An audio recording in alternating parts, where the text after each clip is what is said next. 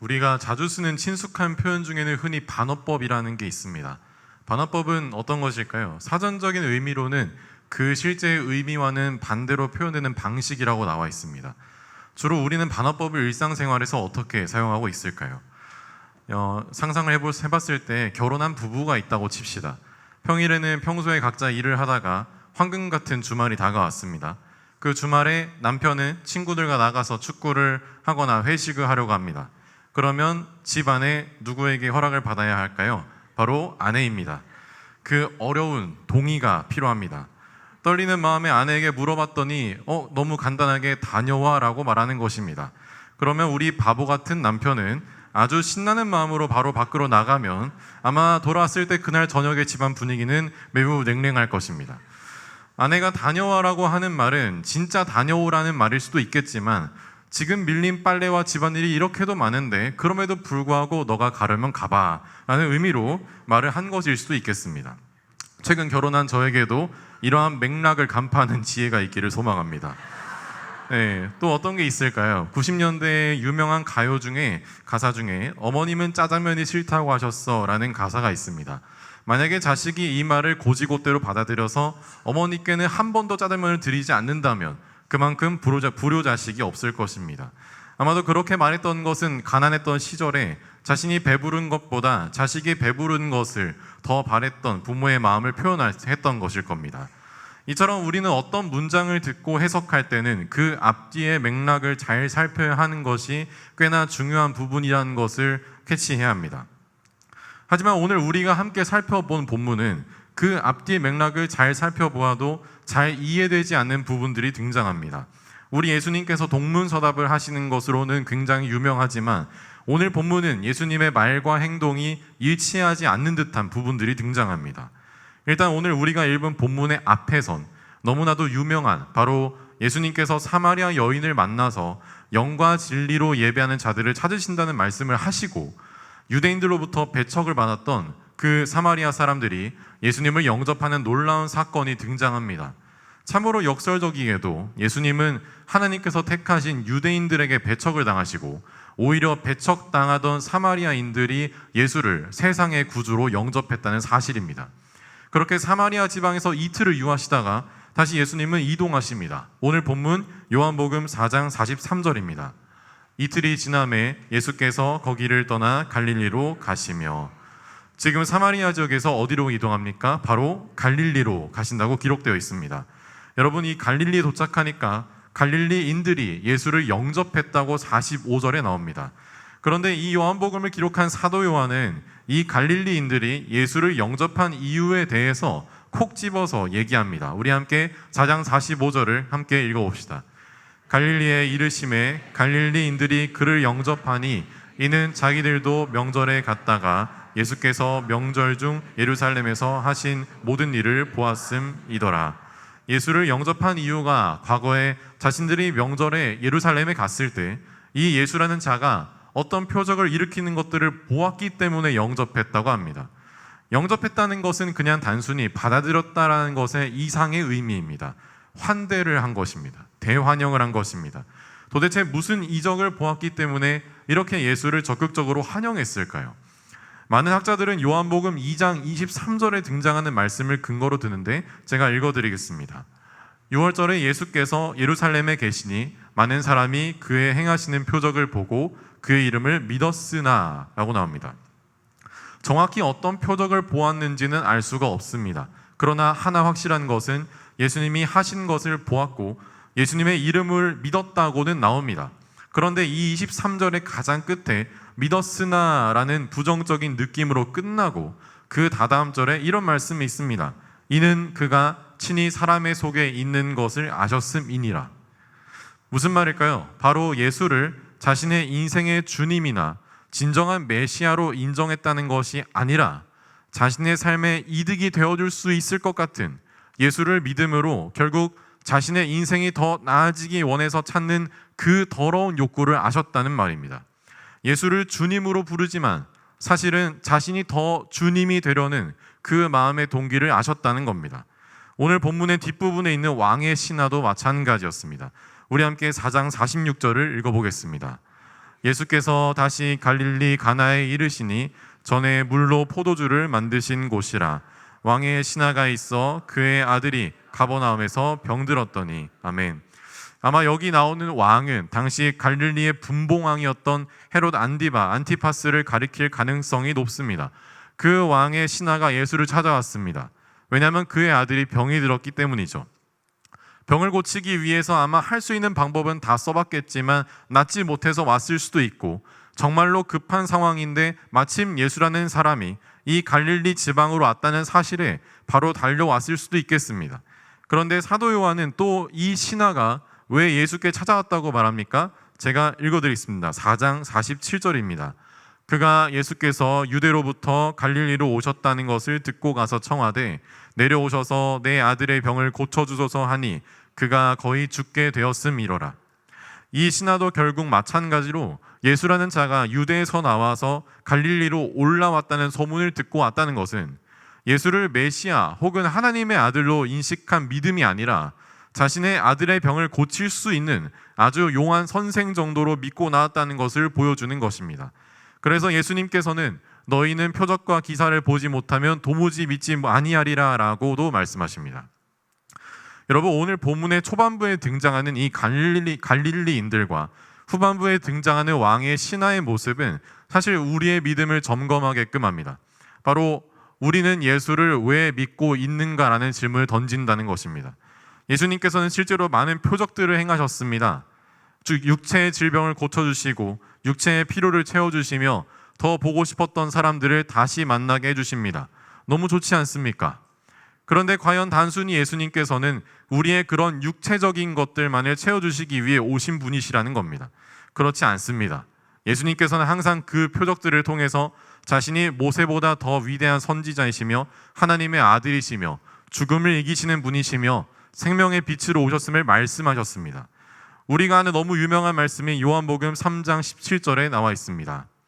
하나님이 그 아들을 세상에 보내신 것은 세상을 심판하려 하심이 아니요 그로 말미암아 세상이 구원을 받게 하려 하심이니라.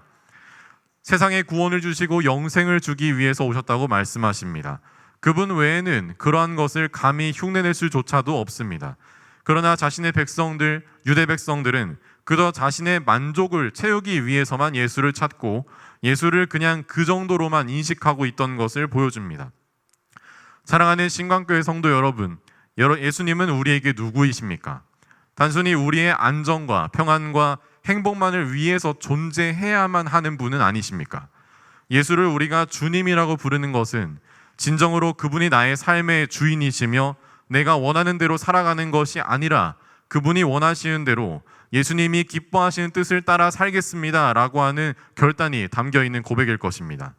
오늘 우리는 예수를 주님으로 여기십니까? 아니면 나의 하수인 정도로 여기십니까? 사실 오늘 본문을 보다 보면 흐름이 부자연스러운 부분이 등장합니다. 바로 이 부분인데요. 요한복음 4장 44절부터 45절 말씀입니다. 친히 증언하시기를 선지자가 고향에서는 높임을 받지 못한다 하시고 갈릴리에 이르심에 갈릴리인들이 그를 영접하니. 아멘. 당시에는 속담같이 선지자가 본인이 태어나고 자란 고향에서는 선지자 취급을 받지 못한다라는 말이 있었던 것 같습니다. 실제로 어려울 것 같습니다. 한 동네에서 누군가의 연약한 모습을 다 보고 자랐는데 그 사람이 선지자가 되어서 자신의 동네에서 회개하십시오라고 외치면 그 약발이 잘 먹혀들 것 같지는 않습니다. 그 사람의 연약한 점들을 다 보고 자랐으니까요. 그런데 예수님은 지금 그 속담을 인용하시면서 갈릴리로 가십니다. 그리고 갈릴리 사람들이 오히려 환영합니다. 이것이 저에게는 뭔가 흐름이 자연스럽지 않았던 것 같습니다. 흐름이 자연스럽기 위해서는 예수님께서 선지자가 고향에서는 높임을 받지 못한다 하시고 갈릴리 말고 다른 지역으로 가시니 라고 하는 것이 자연스러울 것 같았습니다. 그런데 자신이 높임받지 못할 수도 있는 자신의 고향인 갈릴리로 가신다는 것입니다. 왜였을까요? 또 한 가지 더 이해 안 되는 부분이 등장합니다. 48절에 이렇게 나와 있습니다. 예수께서 이르시되 너희는 표적과 기사를 보지 못하면 도무지 믿지 아니하리라. 책망하는 듯한, 마치 너희는 내가 표적을 일으키지 않으면 결코 안 믿겠구나 라고 말하는 것 같은데, 더 이해가 안 되는 것은 예수님께서 50절에서 그 왕의 신하의 아들을 결국엔 고쳐주신다는 것입니다. 그리고 실제로 53절에 가면 자신의 아들이 살아있다는 것을 보고 나서 그와 그의 온 집안이 다 예수를 믿게 됩니다. 너무나 부자연스럽습니다. 갈릴리로 가지 않으셨어야 했고 왕의 신하의 아들을 고쳐주지 않는 것이 맥락적으로 자연스러워 보입니다. 그리고 맥락적으로 말고도 지금 예수를 향해서 그 더러운 동기를 보이며 찾고 있는 대상들에게 예수님께서 수도 없이 자신에 대해서 말하고 믿음을 요구해도 예수님에게서 조금이라도 그 육체적인 것을 얻어낼 수만 있다면 얻어내려는 이 세력들에게 가지 말았어야 하셨고 고치지 않으셔야 했던 것이 맞지 않았을까요? 자신의 백성을 사랑하셔서 하나님께서 이 추악한 인간의 육신을 입고 이 땅에 오신 것도 모자라서 그들을 위해서 입히시고 먹이시고 말씀하시고 품으셨던 것을 보았음에도 여전히 예수를 배척하는 유대인들, 이들에게 그럼 왜 가셨을까라는 질문이 나옵니다. 사실 그 답은 한글 성경에 번역되지 않은 한 단어에 등장합니다. 바로 그러므로라고 하는 단어가 번역되어 있지 않습니다. 이 단어를 넣고 말씀을 읽으면 이렇게 됩니다. 친히 증언하시기를 선지자가 고향에서 높임을 받지 못한다 하시고 그러므로 갈릴리에 이르시매 너희는 표적과 기사를 보지 못하면 도무지 믿지 아니하리라. 그러므로 가라 내 아들이 살아있다 하시니. 그러므로 바로 우리가 연약하기 때문에, 우리가 또 눈이 멀고 아둔하여서 어리석기 때문에 그러므로 다시 한번 우리에게 오시고 그러므로 다시 우리에게 표적을 보여주시며 그러므로 우리에게 다시 말씀하시는 분이십니다. 이것이 바로 예수님의 사랑, 하나님의 사랑이십니다. 우리가 바로 갈릴리인들이고 왕의 신하의 모습입니다. 너무도 연약하지 않습니까? 스스로가 너무 잘 알지 않습니까? 교회에서는 번듯하게 직분을 가지고 있어서 거룩해 보이고 성실해 보이고 열정 있어 보이지만 얼마나 우리가 연약해서 잘 넘어지는 존재인지는, 얼마나 내가 사랑이 없는지는, 얼마나 주님과 상관없는 기쁨과 뜻을 추구하고 삶을 사는지는 본인이 제일 잘 아시지 않습니까? 저는 사역을 하겠다고 결심한 것이 그리 오래되지는 않았습니다. 모태신앙으로 태어난 저는 그냥 누가 봐도 교회에서 청년으로서 봉사 열심히 하고 맡겨진 아이들 사랑하려고 애쓰고 찬양하며 누구보다 크게 부르고 시키는 것 마다하지 않는 그런 교회의 흔한 청년이었습니다. 하지만 제가 하나님 말씀을 통해서 하나님을 알게 되고 그 하나님이 얼마나 많은 사랑으로 저의 삶을 이때까지 인도해 오셨는지를 알게 된 후에는 저는 저의 연약한 모습 때문에 참 많이도 힘들었습니다. 하나님의 그 사랑의 크기를 점점 크게 알아갈수록 그분의 뜻에 부합하지 못하는 저의 조그마한 생각까지도 드러나게 하셨습니다. 전에는 사람들이 보는 앞에서만, 교회 앞에서만 경건이라고 하는 그 밖에서 그 태도를 지켰다면 아무도 보지 않는 삶 속에서의 경건을 지키는 문제는 너무나도 어렵고 매일매일 죄책감으로 마무리하는 순간들도 참 많았습니다. 그런 저에게도 너무나 큰 위로가 되고 더 이상 죄책감으로 마무리 짓는 날이 없어지게 만드는 한 말씀이 있었습니다. 로마서 5장 8절 말씀입니다. 우리가 아직 죄인 되었을 때 그리스도께서 우리를 위하여 죽으심으로 하나님께서 우리에 대한 자기의 사랑을 확증하셨느니라. 아멘. 저는 이 말씀이 너무도 신기하고 이해되지 않았습니다. 사실 지금도 이 하나님의 크신 사랑을 다 이해할 수가 없습니다. 공부를 하면 할수록, 기도를 하면 할수록 이 하나님의 사랑은 정말 이해가 안 됩니다.